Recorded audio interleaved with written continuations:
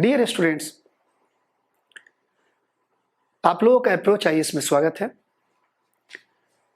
आज हम लोग इकोनॉमी के फर्स्ट लेक्चर शुरू करते हैं और इसके अंतर्गत मैंने बताया था आपको कि सबसे पहले इन्फ्लेशन जो चैप्टर है इसकी शुरुआत करेंगे। इन्फ्लेशन, लेकिन इन्फ्लेशन के अंतर्गत आज जो है इन्फ्लेशन संबंधित जो कुछ टर्मिनोलॉजी है, जैसे inflation, disinflation, deflation, reflation. इसके बाद हम लोग देखेंगे स्टैगफ्लेशन, स्क्यूफ्लेशन, बाइफ्लेशन। देखिए, हम लोग इंग्लिश टर्म पे ज्यादा फोकस करेंगे, लेकिन हिंदी भी इस इन्फ्लेशन का पता ही है आपको। मुद्रास्फीति, डिसइन्फ्लेशन मुद्रा अस्फीति, मुद्रा संकुचन या मुद्रा अपस्फीति, संस्फीति। यह है ये समृद्धि रहित मुद्रास्फीति। अब देखिए, इसका द्विभाजन भी कहते हैं, भाई द्विभाजन, लेकिन अभी तक शुद्ध जो है एप्रोप्रिएट शब्द जो है नहीं है। अब देखिए, इसके डेप्थ में जाने के पहले हम लोग एक चीज देखते हैं। आप लोग कई बार शब्द यूज करते हो, महंगाई और मुद्रास्फीति। इंग्लिश में इसको कह सकते हैं प्राइस हाइक और इन्फ्लेशन। इन्फ्लेशन देखिएगा, प्राइस हाइक जो होता है, महंगाई और मुद्रास्फीति दोनों में अंतर है।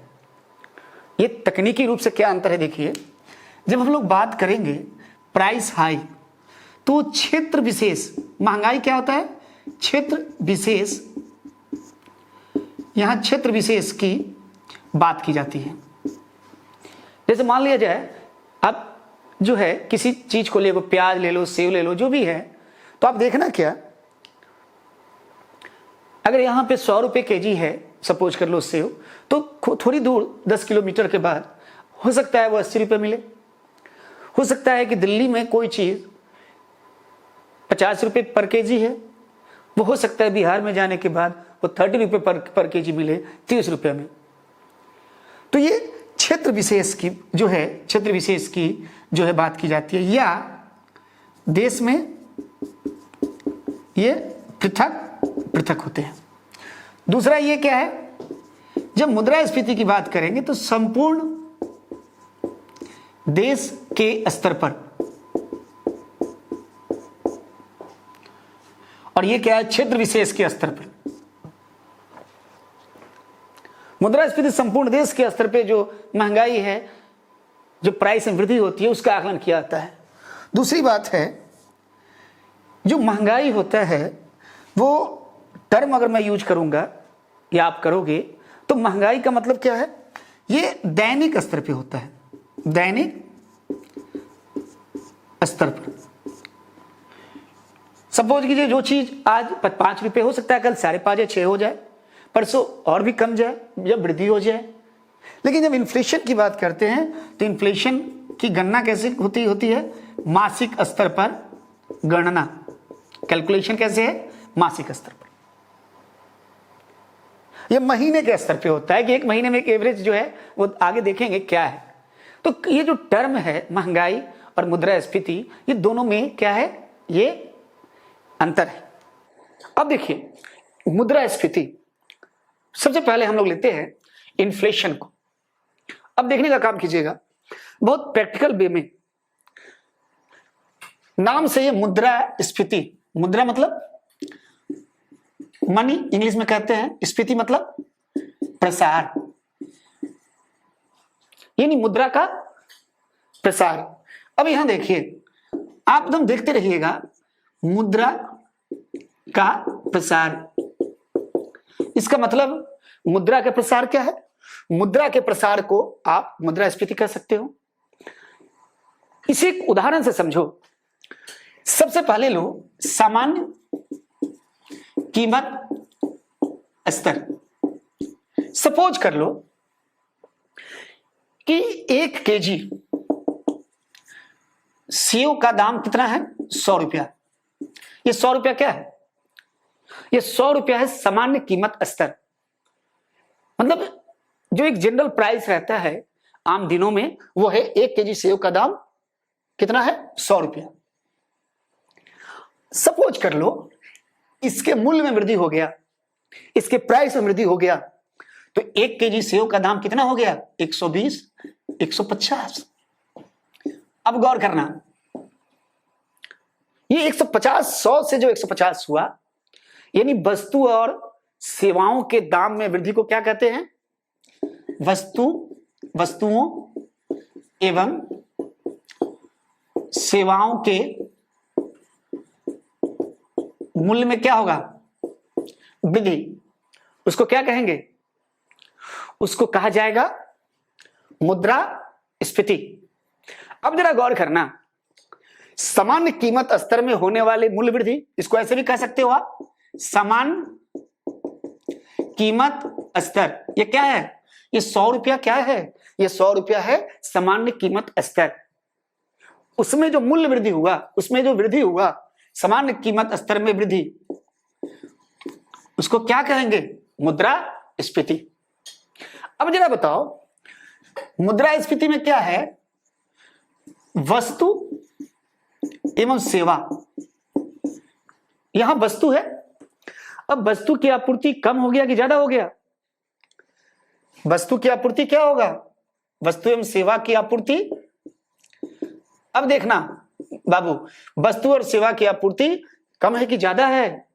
वस्तु और सेवा की आपूर्ति 1 केजी सेव या तो उतना ही होगा या कम जाएगा, यानी वस्तु और सेवा की आपूर्ति क्या है? या तो कम जाएगा या क्या होगा?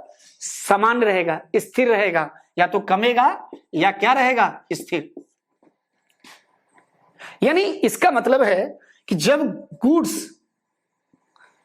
और सर्विसेज का सप्लाई, जब आपूर्ति कमेगा, तो जब जिस चीज का सप्लाई कमता है तो डिमांड क्या है?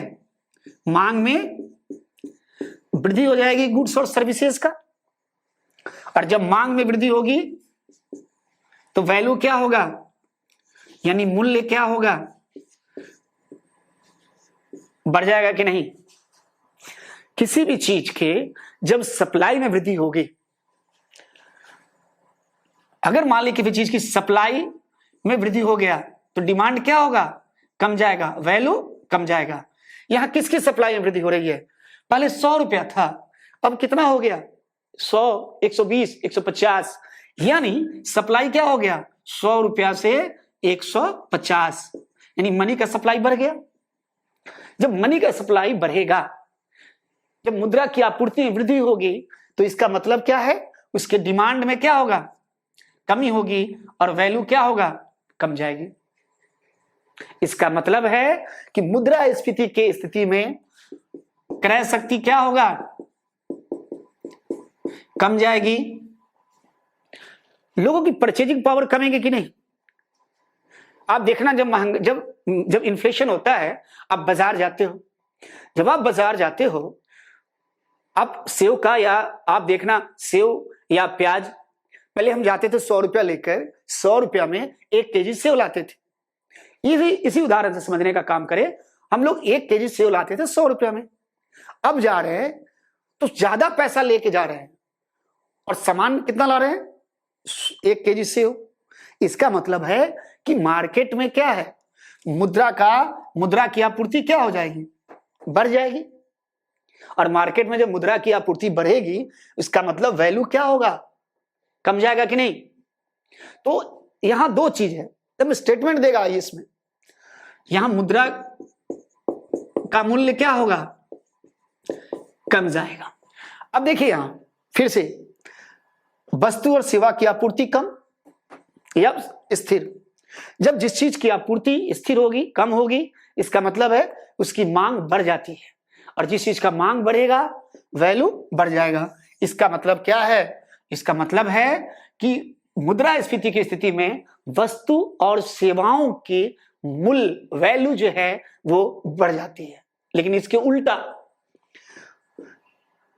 जो पैसा है, मनी है, मुद्रा है, इसके वैल्यू में क्या हो जाएगा, कमी हो जाएगा। क्यों कमी होगा, क्योंकि वैल्यू कमी होने का मेन वजह है कि जो मनी है उसका सप्लाई बढ़ जाता है। जैसे आप मान लो कि आपका कोई दोस्त है, बहुत क्लोज फ्रेंड है, और आप क्या करते हो, उससे साल में एक बार दो बार मिलते हो, तो आपका सप्लाई कम है। तो आप देखिएगा बहुत अच्छा से, बहुत मतलब जो है हम जोश खरोश से मिलते हो, आपका डिमांड बढ़ जाता है, आप सब काम छोड़ के जाते हो, और आपका वैल्यू क्या है, एक दूसरे के प्रति वृद्धि हो जाती है। लेकिन वही कोई पड़ोस का दोस्त है, रोज मिलते हो यार, क्या हाल है, कैसे हो, एक नॉर्मल कोई बहुत ज्यादा जो है आपका क्या है, सप्लाई ज्यादा होने की वजह से, रोज मिलने की वजह से वैल्यू क्या होगा, कम जाता है, गाली गलौज भी होता है, सब कुछ होता है। इसका मतलब क्या है, ये मनी के और वस्तु के सिलसिले में भी, संदर्भ में भी होता है। तो आइए इसमें क्वेश्चन जो देगा वो कैसे देगा कि मुद्रास्फीति की स्थिति में लोगों की क्रय शक्ति कम हो जाती है। अब देखिए क्रय शक्ति कम कैसे हो गई, क्रय शक्ति कम क्यों कम हो गई, क्योंकि पहले 100 रुपया में 1 केजी सेव लेते थे, अब 150 रुपया पे करने के बाद 1 केजी सेव मिलता है। मुद्रा का मूल्य घट जाएगा। क्यों घटेगा, क्योंकि ज्यादा पैसा ले जाना पड़ता है, इस मुद्रा का सप्लाई मार्केट में ज्यादा है। जब मुद्रा का सप्लाई ज्यादा होगा तो क्या होगा, मुद्रा का वैल्यू घट जाएगा, यानी मुद्रास्फीति की स्थिति में मुद्रा का वैल्यू घट जाता है। लेकिन वस्तु और सेवाओं के मूल्य में वृद्धि होगा।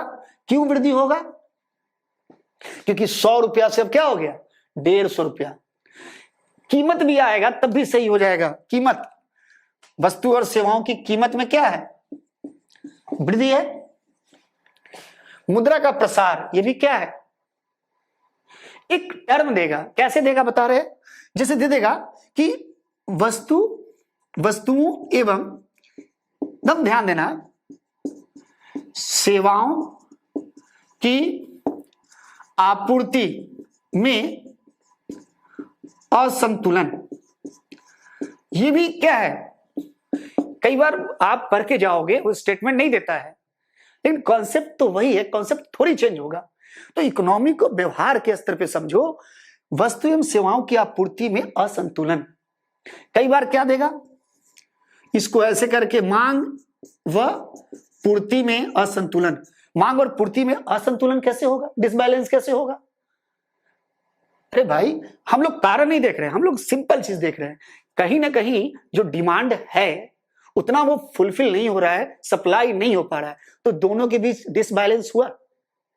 दुर्गा पूजा होता है हमारे यहाँ, देखिएगा जैसे ईद का जो है, रमजान के महीने होते हैं, नवरात्रा है, छठ पूजा है, तो इस दौरान क्या होता है, फल थोड़े महंगे हो जाते हैं। क्यों होते हैं, डिमांड ज्यादा, और उस रेशियो में सप्लाई एकाएक तो बहुत ज्यादा प्रोडक्शन तो हो नहीं पाएगा, या तो आयात करेंगे या थोड़ा वृद्धि करेंगे।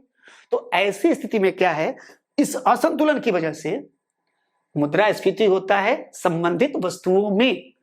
तो आप जब पढ़ोगे तो ये जो टर्म है इसको ऐसे समझने का प्रयास करना है कि मनी का सप्लाई बढ़ गया, मनी का डिमांड घटा तो वैल्यू बढ़ गया, मुद्रा का वैल्यू बढ़ जाता है। लेकिन वस्तु के मूल्य जो है क्या होगा, वस्तु का यहां वैल्यू है बेटा, याद रखना, यहां गुड्स एंड सर्विसेज के वैल्यू बढ़ जाते हैं। क्यों बढ़ेगा, जो चीज कम रहेगा, उस सप्लाई कम होगा तो उसका वैल्यू बढ़ेगा ना। तो ऐसे पढ़ना है किसको, इन्फ्लेशन को। कई बार आएगा क्या, एक सीधे आएगा कीमत स्तर में वृद्धि, निरंतर वृद्धि। तो ये भी जो जनरल पीसीएस वगैरह दोगे तो बहुत जनरल स्टेटमेंट भी दे सकता है। तो कीमत स्तर में वृद्धि, ये भी इन्फ्लेशन है। मुद्रा में प्रसार, ये भी इन्फ्लेशन है। वस्तु और सेवाओं की असंतुलन, ये भी इन्फ्लेशन है। तो कुछ भी होगा, कोर जो आपके जो क्रक्स हैं, जो आपके जो कॉन्सेप्ट है, वो यही है कि जब सामान्य कीमत स्तर जो 100 रुपया था 120-50 रुपए हो जाएंगे, उसको क्या कहेंगे?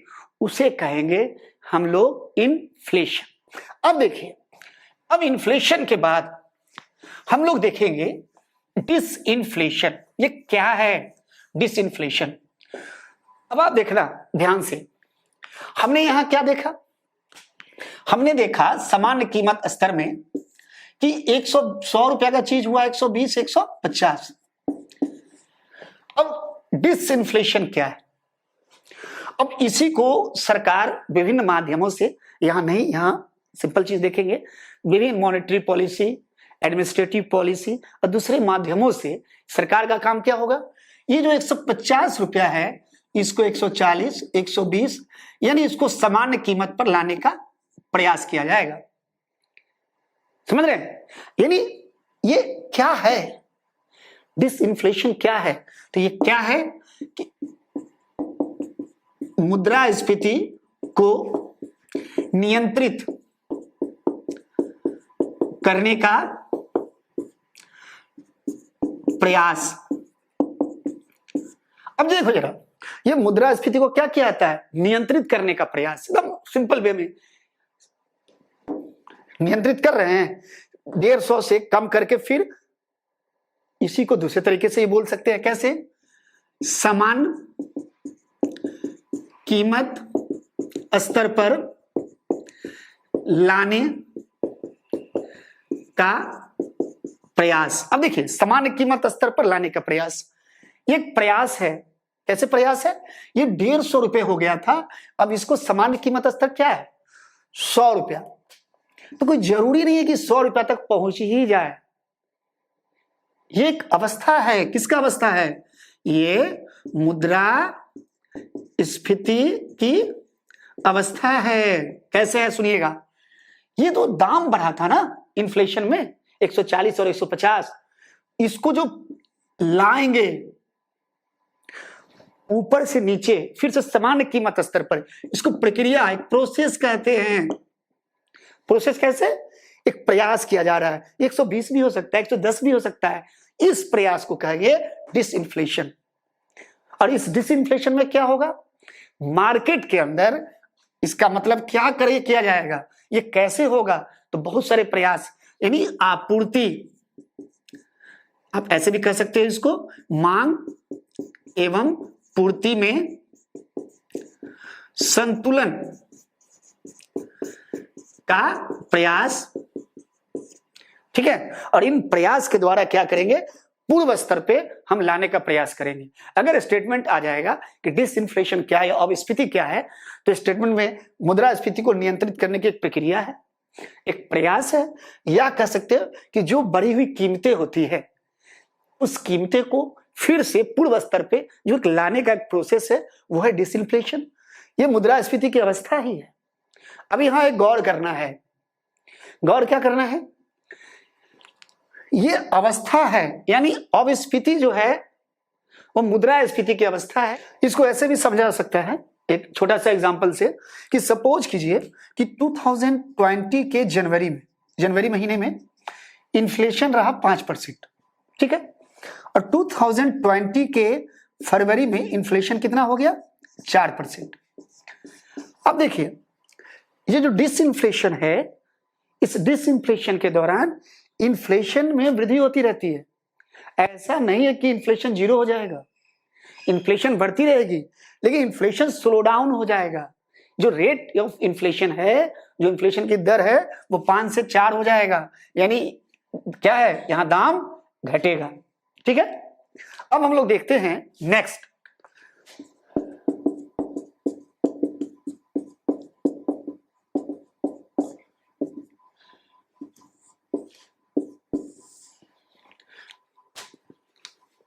अब देखिए, हम लोगों ने मुद्रास्फीति में देखा था कि जो 1 केजी सेव था उसका दाम कितना हो गया था, 100 से जनरल प्राइस 100 रुपया से कितना हुआ था, 140, 150 ऐसे हुआ था, यानी दाम बढ़ गया था। फिर हम लोग देखे थे इसको घटाने का प्रयास जब करते हैं नियंत्रण करने का, तो 150 से 140, 120, 110, 100, ये क्या कहलाता है, मुद्रा अस्फीति या हम लोग कहते हैं डिसइंफ्लेशन। लेकिन हम लोग अगर बात करते हैं मुद्रा संकुचन, मुद्रा संकुचन, डिफ्लेशन, तो डिफ्लेशन में क्या होगा, एकदम गौर करना। सबसे बड़ी चीज है ये है मुद्रास्फीति के विपरीत, जस्ट मुद्रास्फीति के विपरीत। इसमें क्या होता है कि वस्तुओं एवं सेवाओं की आपूर्ति क्या होगा, बढ़ जाएगा, लेकिन मुद्रा की आपूर्ति क्या होगा, मुद्रा की आपूर्ति में क्या होगा, मुद्रा की आपूर्ति में कमी। ठीक है, जबकि इन्फ्लेशन में आप क्या देखते थे, इन्फ्लेशन में जस्ट रिवर्स था, वस्तु की आपूर्ति कम, मुद्रा की आपूर्ति ज्यादा, तो जस्ट अपोजिट है। दूसरी बात आप देखते हो डिफ्लेशन क्या है, इसमें वस्तु का दाम कितना कम हो जाएगा, ये जो 100 रुपया है ये हो जाएगा 80 रुपया, 50 रुपया, 40 रुपया। इसका मतलब क्या है, देख रहे हो कितना मुद्रा की आपूर्ति कम हो गई।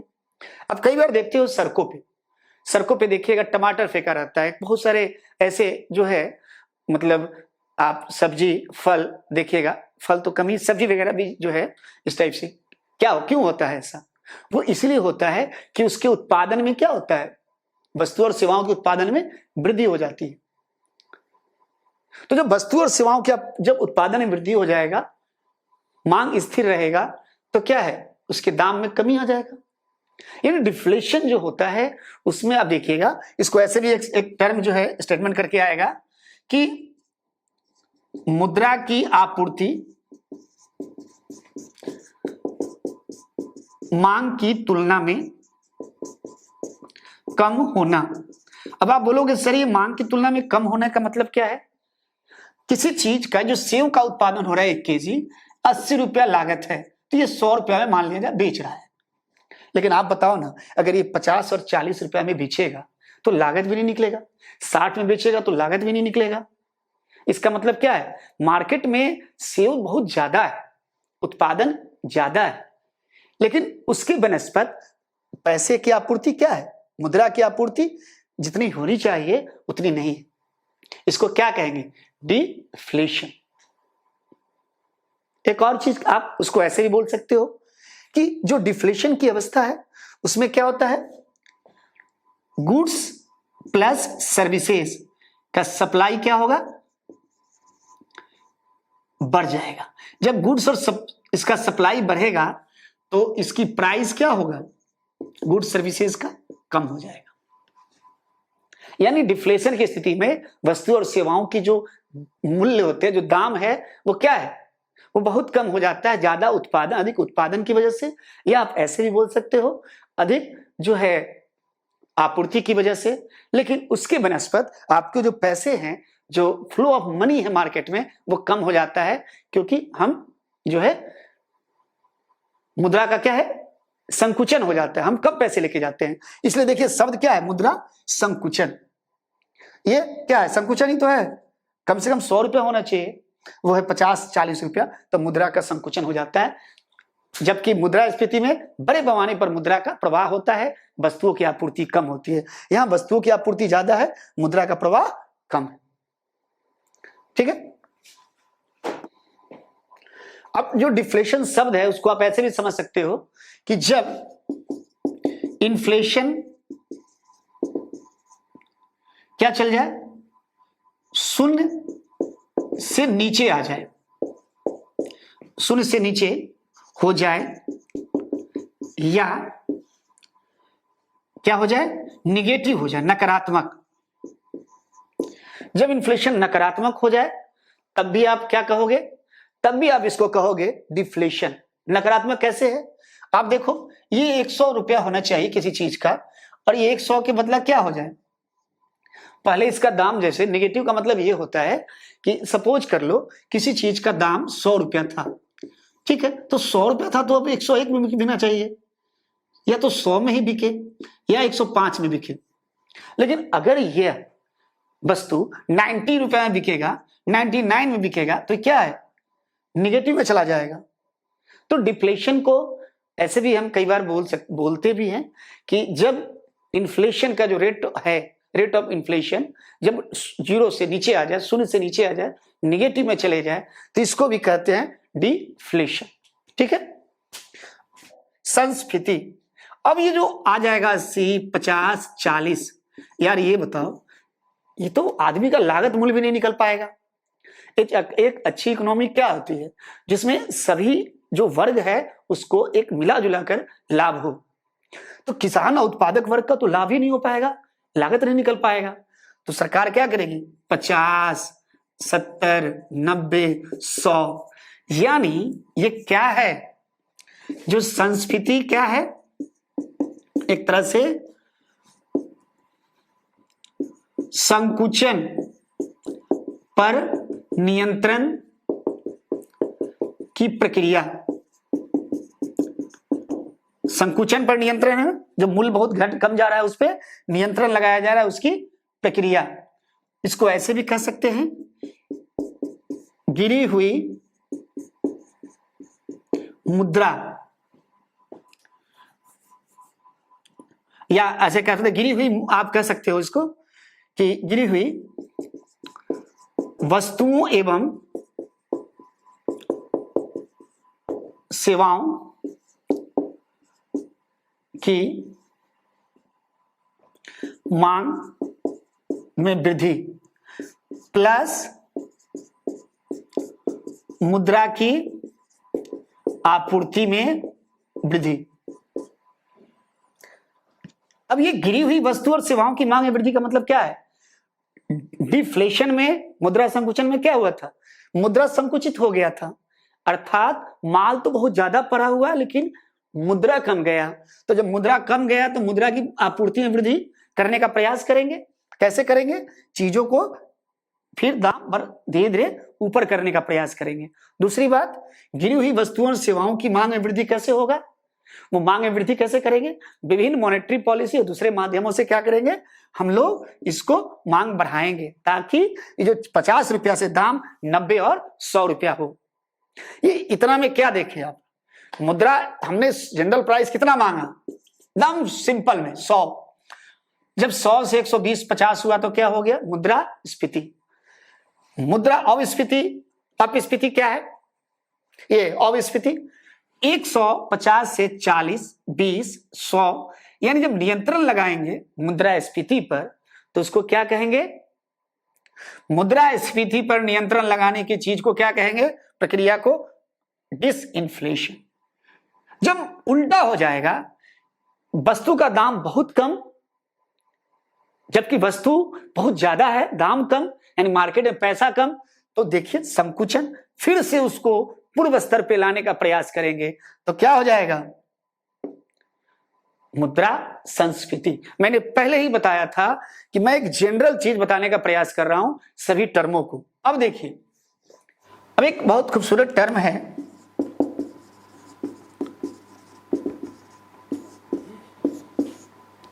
स्टैगफ्लेशन, हिंदी में क्या कहते हैं, समृद्धि रहित मुद्रास्फीति।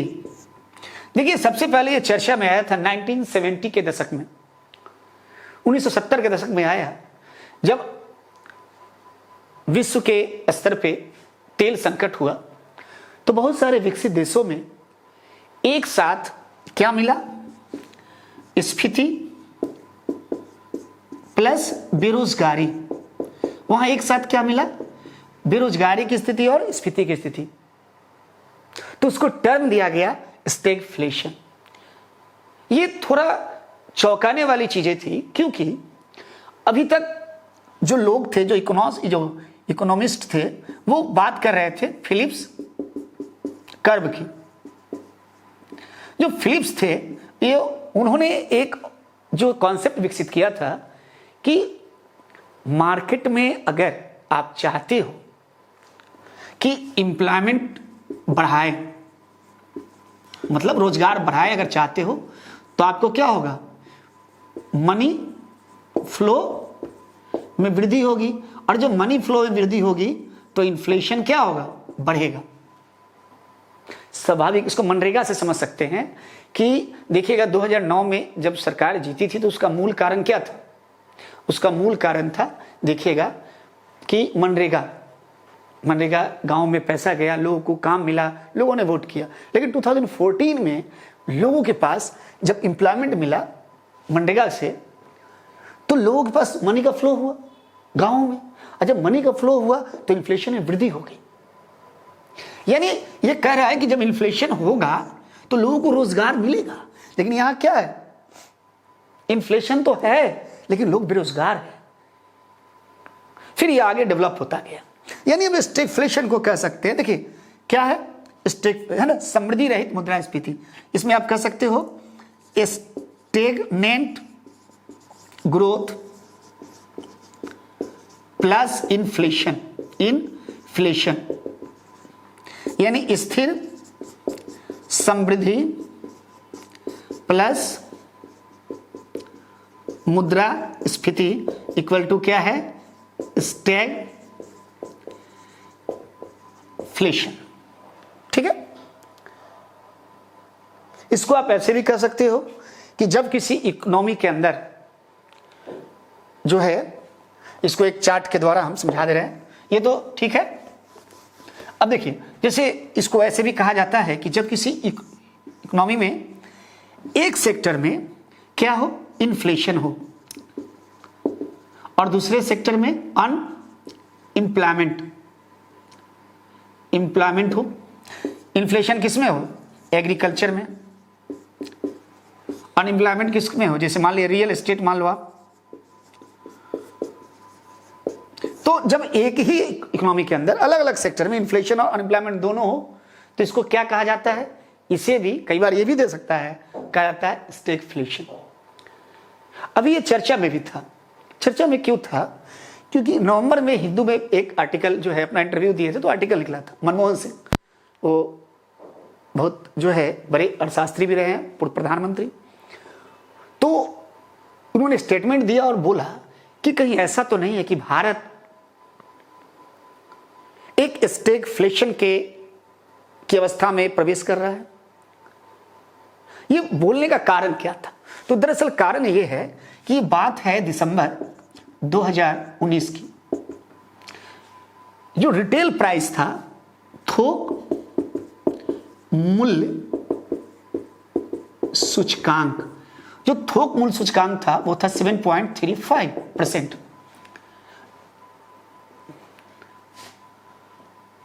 ये सॉरी देखिएगा, दिसंबर 2019 में खुदरा मूल्य सूचकांक वो था 7.35% दिसंबर में। लेकिन जब 2019 और 20 के दो तिमाही समझते हैं, 2 क्वार्टर में जो ग्रोथ रेट था वो था 4.5%, और जो बेरोजगारी था वो था 6.1%। यानी बड़े पैमाने पर बेरोजगारी और बड़े पैमाने पर इन्फ्लेशन। अब समझ में आया, बेरोजगारी भी है और इन्फ्लेशन भी है, बेरोजगारी भी है और इन्फ्लेशन भी है। ये जो इन्फ्लेशन था वो 2014 के जुलाई के बाद पहली बार जो है इतने बड़े पैमाने पे उच्च स्तर पे था। बेरोजगारी भी तो इस संदर्भ में दिया गया कि जब किसी अर्थव्यवस्था में इन्फ्लेशन और अनएम्प्लॉयमेंट एक साथ हो, इसको कई बार ऐसे भी कहते हैं, जब मंदी प्लस मुद्रास्फीति एक साथ हो तो उसको क्या कहेंगे, कहेंगे स्टैगफ्लेशन। बाकी देखेंगे कैसे क्या होता है डिटेल में इसको, ठीक है। अब देखिए एक बहुत अच्छा टर्म है, इसको मैं बताता हूं आपको, वो है स्क्यूफ्लेशन। देखिएगा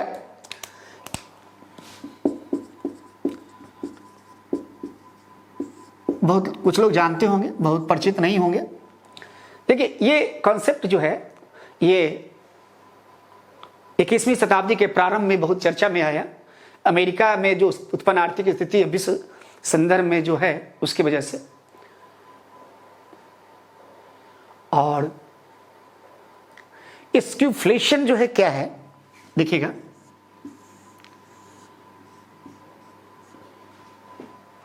देखिए स्क्यूफ्लेशन क्या है। कहते हैं कि किसी अर्थव्यवस्था के एक क्षेत्र में क्या हो, एक क्षेत्र में मुद्रा स्फीति हो और दूसरे सेक्टर में, दूसरे क्षेत्र में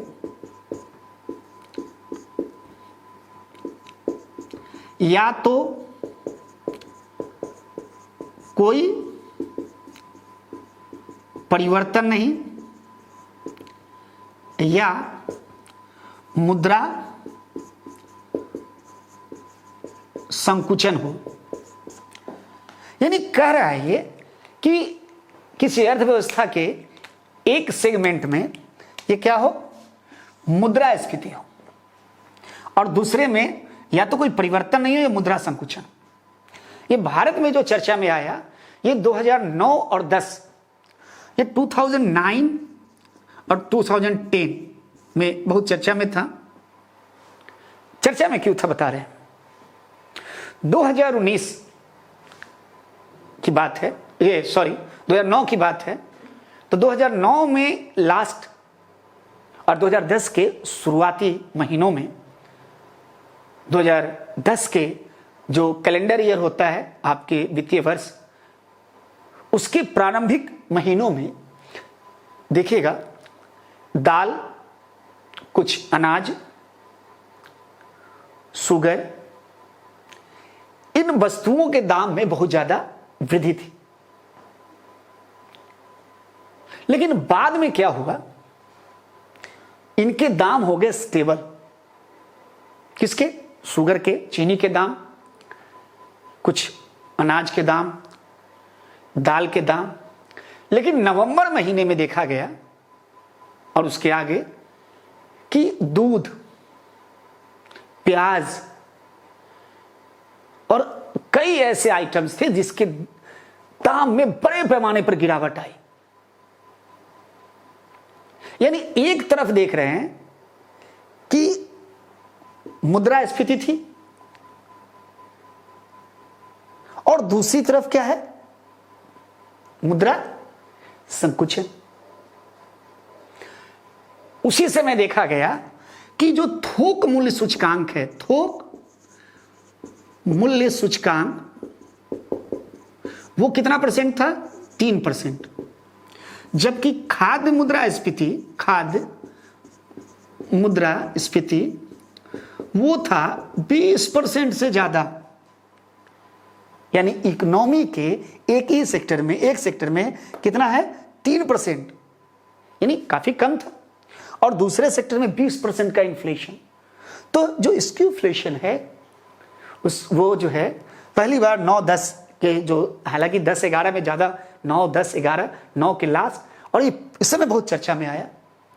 कहते हैं कि जो फॉर्मर जो है आपके वर्ल्ड बैंक के प्रेसिडेंट भी रहे और आर्थिक सलाहकार जो है, जो हमारे आर्थिक सलाहकार थे भारत के, तो कौशिक बसु जो है, उन्होंने इसको इंट्रोड्यूस किया, इस शब्द को लाया।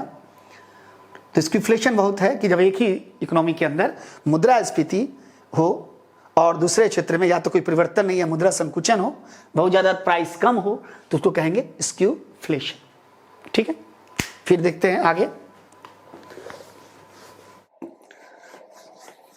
देखिए मैं इसको डिटेल में फिर करेंगे। बाइफ्लेशन ये चर्चा में कब आया?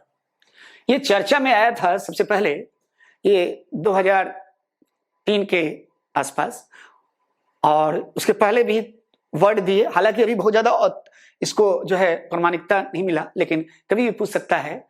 तो आप देखिएगा एक फिनिक्स इन्वेस्टमेंट जो है एक कंपनी थी, तो उस कंपनी के वित्तीय जो है एक होता है एडवाइजर एक्सपर्ट, तो डॉक्टर ओसवर्न ब्राउन एक व्यक्ति थे, उन्होंने इस चीज को दिया। इन्होंने क्या कहा, और ये स्थिति क्या हुआ था, अमेरिका और विश्व में जो परिस्थितियां थी उस समय, उसको लेकर ये दिया गया शब्द बाइफ्लेशन। उसमें क्या हुआ था कि उन्होंने जब शब्द दिया तो उन्होंने कहा कि जब कमोडिटी, समझते हैं, जब कमोडिटी के दाम में क्या होते हैं,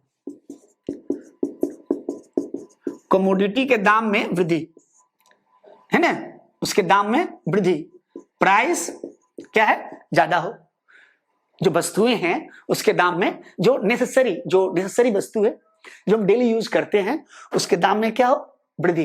दाम में वृद्धि कब होगा, जब उसके डिमांड ज्यादा होंगे तभी तो वृद्धि होगा। लेकिन जो गैर आवश्यक या